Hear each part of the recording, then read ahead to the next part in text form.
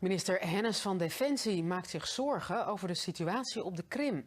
Ze zegt dat alles op alles gezet moet worden om escalatie te voorkomen. Rusland beschuldigt Oekraïne van het beramen van aanslagen. Aan beide zijden van de grens zijn troepenbewegingen gezien. We kunnen het niet verifiëren wat daar nu gebeurt, maar wat we zien is dat Rusland natuurlijk vaker een beetje olie op het vuur gooit door allerhande beschuldigingen te uiten. Het vervolgens niet kunnen verifiëren daarvan zorgt voor heel veel onrust. Je ziet Oekraïne in de verdediging gaan. Maar wat nu van belang is, ook voor Rusland, is dat de aandacht niet wordt afgeleid van de situatie elders. En dat we gewoon focussen op de situatie daar en dat beide landen de rust bewaren en dat verdere escalatie wordt voorkomen.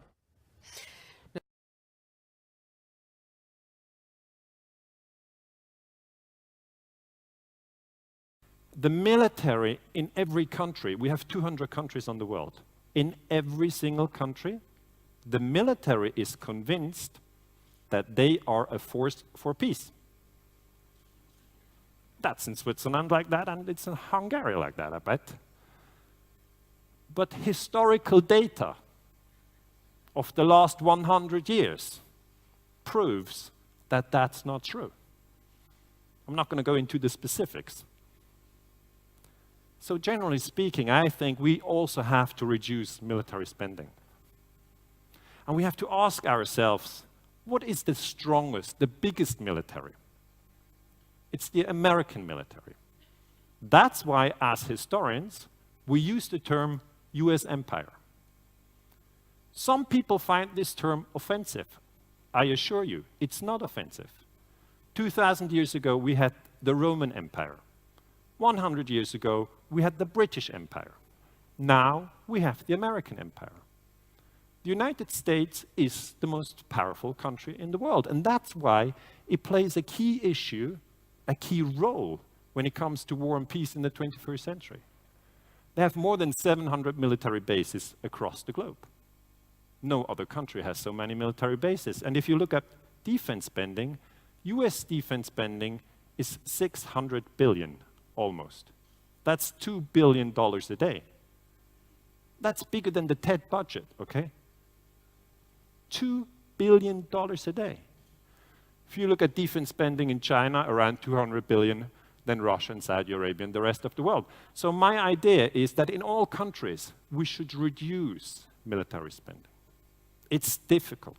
Whether we can make it or not depends a lot on the media, okay? Because the media puts a lot of stories in our head. And sometimes these stories help to promote peace. And other times, the media presents war propaganda. So then, media is not the solution, but more of the problem. We've heard the weapons of mass destruction story before the Iraq War. I think that's an example how the media has misled us. So it's very critical that we learn to deal with media in the 21st century. As historians, we research what US soldiers are thinking who fight in Iraq, okay? There are interviews being done with these soldiers. And trust me, they don't say, we are here in Iraq to grab the oil. This is a resource war, a war of conquest. That's not what they say. US soldiers in Iraq say, we are here to retaliate for Saddam Hussein's role in the terrorist attacks of September 11, 2001. And on their helmet, they paint the Twin Towers on the Pentagon. Now, the problem is, and I can tell you as a historian, there was no role of Saddam Hussein in 9/11. Nothing, okay?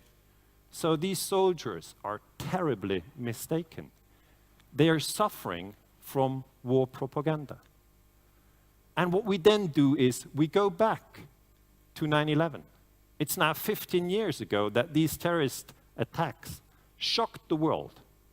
And most of you in the room remember even where they were on that day, whether they were at the office or whether they were at home playing with the kids or, you know, wherever you were, you probably remember. And that's very, very rare, okay?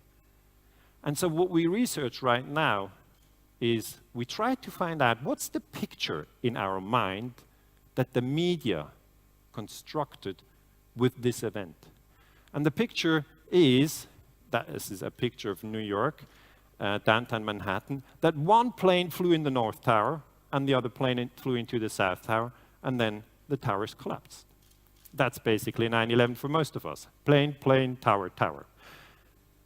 Now the problem is that in the background, you have a third tower, and it's called World Trade Center number 7, and this tower also collapsed. So we have 3 towers, but only 2 planes. This is the third tower, and it collapsed on 9/11. Let me just very quickly check your knowledge on terrorism. Who in the room was fully aware that 3 towers collapsed on that day? Maybe a show of hands. That's not the majority. Let me ask you the other way. Who did not know that 3 towers went down? That's 80%. Now keep in mind that you are amongst the most clever people that exist on the globe, because that's, because you come to TED, that shows. But I just urge you that if you don't know that, then this means that we are not very well informed about terrorism at all. At the time, I was teaching history at Zurich University in Switzerland, and my students had to read the 9/11 Commission report. That's a 600 pages thick document, and I wanted my students to find out, why did the third tower collapse? Okay? It was not hit by a plane. Why did it collapse? And we found out that the third tower is not being mentioned in that report. There's, no mentioning that 3 towers collapsed. And that's quite a big mistake. You can't say, well, 3 or 4 towers, let's not be picky. No, it is important, okay? It matters. So all I learned about 9/11, I learned it from my American friends. I have researchers in the United States who told me there's a group, it's called Architects and Engineers for 9/11 Truth, who say there's something wrong with this building.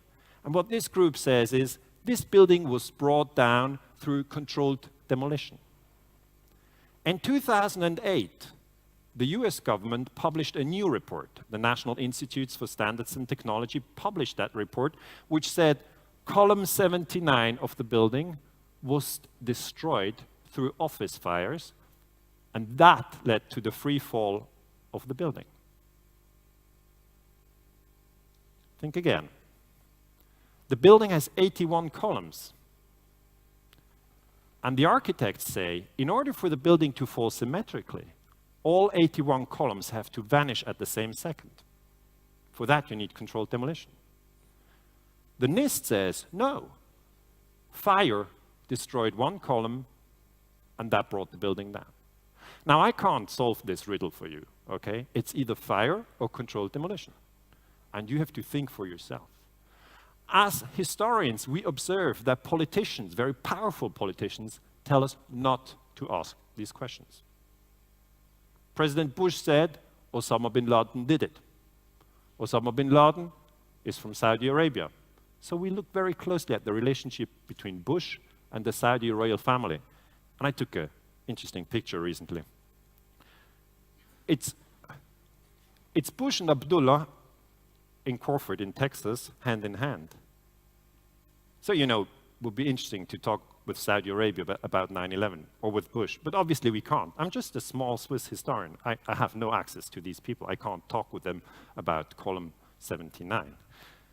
What Bush said is, let us never tolerate outrageous conspiracy theories concerning the attacks of September 11. He said that immediately after the attacks. And this word, conspiracy theories, has blocked the entire 9/11 debate now for 15 years. And I can only tell you, that's total nonsense. That doesn't tell us whether it's fire or controlled demolition. It's not a scientific concept.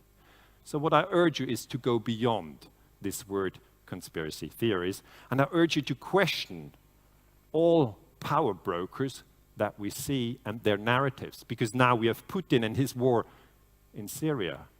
Ask yourself whether the story that Putin presents is true or wrong. Or look at IS. Their story is that if you blow yourself up, you're going to have virgins in heaven. Okay? Do you believe that? Ask yourself. And I think within war and peace, we always have to look at this crucial issue in the end, how the media tells us stories. In This case, ABC News in America said after 9/11, FBI investigators discovered the passport of Satam. It's not Satan, it's Satam al-Suqami, one of the terrorists aboard American Airlines Flight 11, the first plane to hit the World Trade Center. Where did they find that passport? Here. This passport was found here and linked the Muslim world to terrorism. Had it been a Hindu passport, too bad for the Hindus.